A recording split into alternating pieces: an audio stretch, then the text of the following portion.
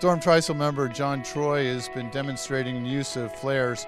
John, when do you use a flare? Well, anytime there's distress when you're offshore or even in Long Island Sound. It's just to notify the Coast Guard that where you are and so they can perform the rescue.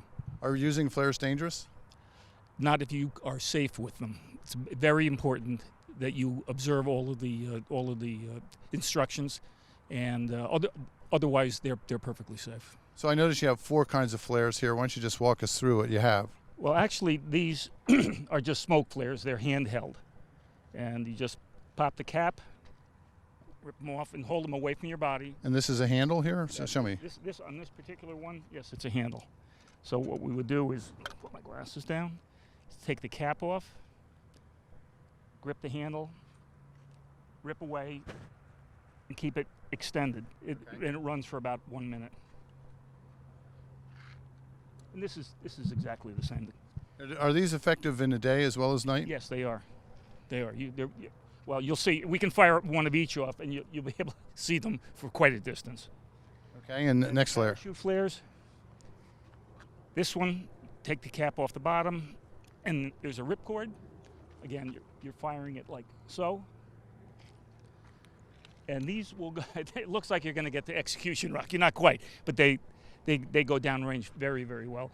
This one is a little bit different. You would take the cap off, and there's a piece of metal. It's really a connector, and you take the butt of your hand and force it, and there's quite a kick on this one, actually. But interestingly enough, you'd think that there's a difference in the propulsion and the distance, but there really isn't. They're both very, very effective.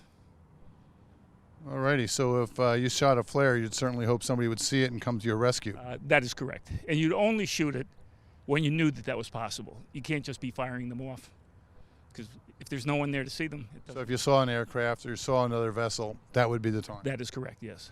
And if you can tell it's getting closer, maybe wait till it gets as close as possible. Yes, to affect that's the whole idea, is to affect the rescue. All right, well, why don't you give us a demonstration here? Should I get a pair of glasses too? Absolutely.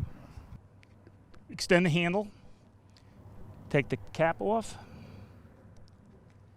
hold it away from your body, and voila. Does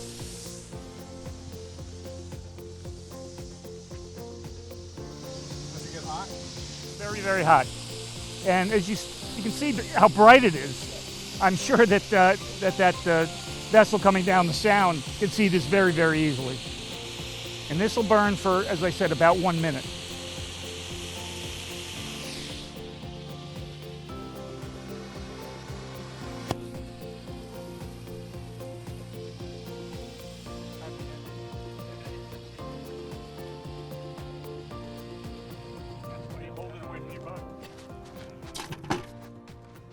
So at sea, would you throw it in the water? No, we would not. We would douse it in the water and make sure that it's out, but we would not. We do not throw things into. Okay, environment's still a concern. Absolutely, no matter what. No matter what. All right, what's the next flare we have? This is a parachute flare. So in this case, we just take the cap off, get a good grip on it. Again, point it away.